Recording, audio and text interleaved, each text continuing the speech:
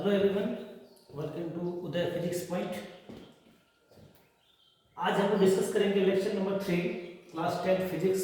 Chapter है light reflection and refraction, परावर्तन तथा अपवर्तन। थर्ड लेक्चर में हम लोग जानेंगे कि गोलीय दर्पण यानी स्फेरिकल मिरर जो दो तरह के हैं जनरली, अवतल तथा उत्तल। इसमें एफ और आर, एफ का मतलब होता है फोकस दूरी और आर का मतलब होता है वक्रता त्रिज्या। क्या संबंध है? आज का टॉपिक जो है हमारा वो है गोलीय दर्पण के वक्रता त्रिज्या आर तथा फोकस दूरी एक में संबंध। ये दर्पण आपका कौन सा दर्पण है? अवतल दर्पण है, अवतल दर्पण है।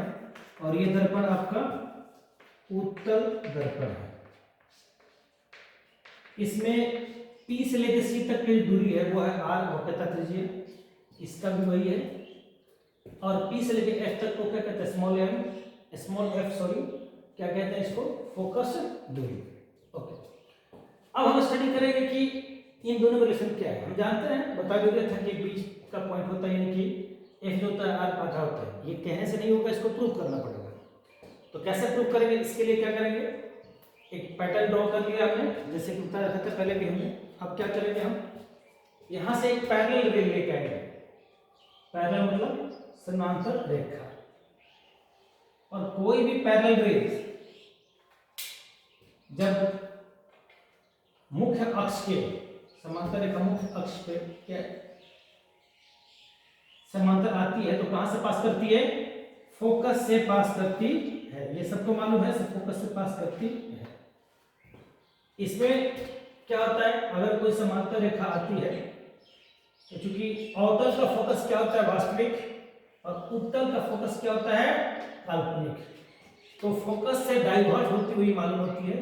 ये डॉटेड लाइन होगा, ठीक है। और ये आपका कौन सी रेखा है? ये है परावर्तित रेखा। ये है परावर्तित किरण, इनकी ए बी आपतित किरण और बी एफ जो है परावर्तित किरण है। इसका भी नाम लेता हूं ए बी आपतित किरण है। और एफ से जो पास कर रही है बी की तरफ वो क्या है? परावर्तित किरण है। अब सी से जो पी को मिलाने वाली सॉरी बी को जो इंसिडेंट पॉइंट है, ये जो रेखा होती है किसका काम करती है? अभिलंब का काम करती है। किसका काम करती है? अभिलंब का। तो ये आपका अभिलंब है, ये है आपका अभिलंब। और इसमें सी से मिलाने वाली क्या है? ये अभिलंब है, अभिलंब,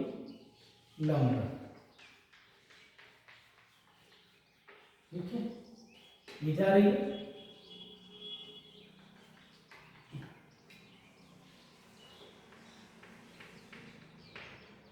ओके, अभिलंब।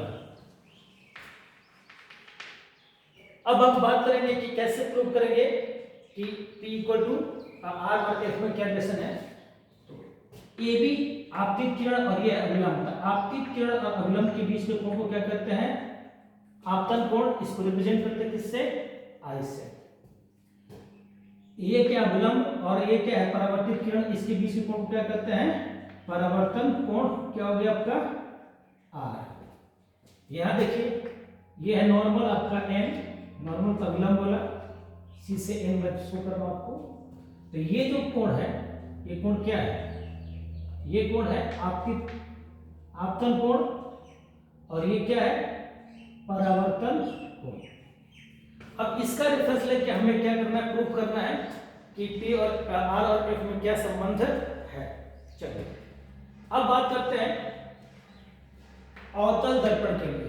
अवतल दर्पण के लिए अवतल दर्पण की बात करेंगे फिलहाल। इसकी A B C, angle A B C परावर्तन के नियम से, परावर्तन के नियम से कोण A B C I equal to R है, कह सकते हो एंगल ए बी सी, ये वाला angle I equal to C B F, equal to C B कोण C B F. I equal to R परावर्तन का नियम है। अब देखिए ये और ये समांतर रेखा है और तीसरी रेखा कट कर रही है त्रिज्या रेखा, तो ये और ये कोण कहते हैं एकांतर कोण। तो जो ज्यामिति से जानते हैं कि एकांतर कोण क्या होता है, बराबर होता है। तो कह सकते हैं angle ABC equal to angle, अब ये है BCF, ये बना BCF, ये बराबर हो गए और ये बराबर हो गए, ठीक है। अब हम बात करते हैं, और R I के बराबर था, तो हम कह सकते हैं therefore angle CBF equal to angle BCF। एक त्रिभुज हो गया हमारा BCF, और किसी भी त्रिभुज में अगर दो कोण बराबर है बेस वाले, तो दो साइड भी बराबर होते हैं। ये कट लगा रहा हूं, तो CF और BF क्या हो जाएंगे, इक्वल हो जाएंगे। CF equal to, therefore CF equal to क्या हो गया, BF। ओके, अब बात करते हैं कि अगर ये B बिंदु कहां पहुंच जाए, P के बिल्कुल करीब है। यदि B बिंदु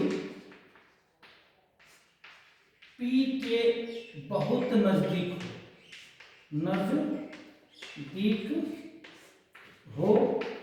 तो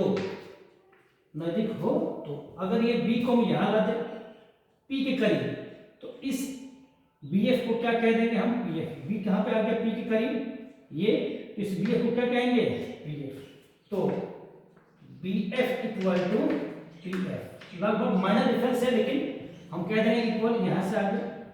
अब इस PF को देयरफॉर कह सकते हैं हम लोग CF इक्वल टू BF, और BF किसके बराबर हो गया जी, PF। यानी कि CF और PF दोनों क्या हो गया, बराबर हो गए। ये जितना है उतना ही ये है, यानी PC क्या हो गया, PF का double. Therefore PC equal to CF plus PF, और CF और PF बराबर है, तो इसको लगभग हम F के बराबर कह सकते हैं। स्मॉल f क्या हो गया, लगभग क्या है, F हो गया। F क्या होता है जी, फोकस दूरी। F, ये भी F, यानी कि PC किसके बराबर है जी, R के बराबर है। CF भी स्मॉल f के बराबर है, PF भी स्मॉल f के बराबर है, तो R इक्वल टू क्या मिला, 2f। अब कोई कहे नहीं sir f equal to R/2, तो क्या ये गलत है, ये भी क्या है, सही है। तो क्या देखा आपने, फोकस दूरी वक्रता त्रिज्या की आधी होती है, या वक्रता त्रिज्या फोकस दूरी भी क्या होता है, दोगुना होता है, डबल होता है। ये तो बात किसकी थी, अवतल दर्पण की थी। तो क्या उत्तल दर्पण में कॉन्सेप्ट चेंज हो जाएगा, जी नहीं, बिल्कुल नहीं, उसमें भी सेम ही रहता है। देखते हैं, चलिए अब हम बात करेंगे, ये अवतल दर्पण के था। अब हम बात करेंगे उत्तल दर्पण के लिए। उत्तल दर्पण के लिए, उत्तल दर्पण के लिए कैसे निकालेंगे, देखते हैं यहां पे आपसे। देखिए ABN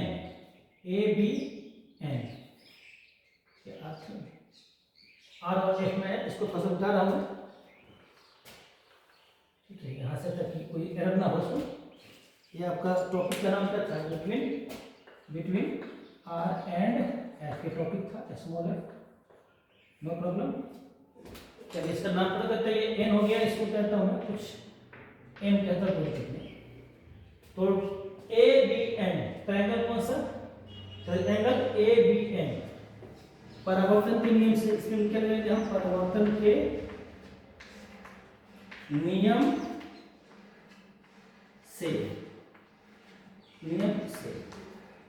I equal to R, ये है I और ये है R, तो कोण कौन सा है, ABN, कोण ABN इक्वल टू दूसरा कौन सा है, NBN,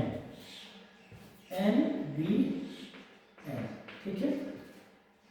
देखिए ये और ये, देखिए R के सामने जस्ट भी कौन सा है, R है, ये क्या है, R, इसको बोलते हैं वर्टिकली अपोजिट एंगल। क्या बोलते हैं, इसे दो रेखा कट करती है तो ये कोण बराबर होता है ना, ये आर है और ये क्या है, आर है। ऑल्सो तथापि देखिए एन बी एम बराबर किसका होगा, F B C. N B M equal to कोण एफ बी सी, वो भी आर हो गया। ये कोण और ये कोण कॉरस्पॉन्डेंस एंगल है, क्या है, कॉरस्पॉन्डिंग एंगल कहते हैं इसको हम लोग, ठीक है। ये आई है तो ये भी क्या होगा आपका, आई होगा। कौन सा कोण, ये होगा, ठीक है। तो ए बी एन किसके बराबर हो गया, एफ सी बी के बराबर होगा। कोण A B N equal to कोण एफ सी बी। ओवरऑल क्या देखा आपने, ये आई और आर बराबर है, ये आर हो गया, ये क्या हो गया, आई हो गया। यानी त्रिभुज कौन सा, बी एफ सी या बी सी एफ में एक ये वाला और एक ये वाला बराबर हो गया, ठीक है। अतः कह सकते हैं कोण कौन सा, F B C equal to F C B. F B C equal to F C B, दो बराबर हो गए। तो त्रिभुज कौन सा हो गया, ये त्रिभुज एफ बी सी क्या है, सम द्विबाहु त्रिभुज है। त्रिभुज एफ बी सी सम द्विबाहु हो गया। सम द्विबाहु क्यों हो गया, क्योंकि दो कोण बराबर हैं तो सम द्विबाहु होता है, त्रिभुज है, ठीक है। और सम द्विबाहु त्रिभुज में सबको मालूम है कि दो भुजाएं या दो कोण क्या होती हैं, बराबर होती हैं। तो ये कोण और ये कोण बराबर है तो ये साइड और ये साइड क्या होगा, बराबर होगा। therefore bf equal to cf। यदि इसमें एक और कंडीशन आता है, यदि ये बी बिंदु पी के बिल्कुल करीब है, पी के बिंदु बी बिंदु पी के बिल्कुल करीब हो तो बी पी के करीब हो तो ये बी पी के ऊपर लाई करेगा तो इस पीएफ को, इस बीएफ को क्या कह सकते हैं, बीएफ किसके बराबर हो जाएगा, पीएफ के बराबर हो जाएगा। BF equal to P F. तो आप कह सकते हैं therefore बीएफ हो गया PF equal to C F. ये और ये बराबर हो गया, ये किसके बराबर है, स्मॉल एफ। फोकस बिट पे ये भी क्या हो जाएगा, स्मॉल एफ इक्वल टू क्या है, small F. therefore PC equal to, हम बात करते हैं पूरे की, पीसी कितना हो जाएगा, PF plus FC, PF plus CF या एफसी। ये भी एफ है, ये भी एफ है, और ये क्या है, पीसी क्या है, आर है, पी से सी तक क्या है, आर है। R equal to F plus F या आर इक्वल टू 2f या F equal to R by. तो हमने देखा कि गोलीय दर्पण के किसी भी दर्पण में, अवतल दर्पण या उत्तल दर्पण में, फोकस दूरी वक्रता त्रिज्या की आधी होती है या वक्रता त्रिज्या फोकस दूरी की दोगुनी होती है। तो इस वीडियो में हमने ये कवर किया इस लेक्चर में। अगले लेक्चर में हम लोग कवर करेंगे कि गोलीय दर्पण में इमेज फॉर्मेशन के लिए, ये प्रतिबिंब बनाने के लिए किन किन नियमों का पालन करना जरूरी होता है, कौन कौन से नियम होते हैं। थैंक्स।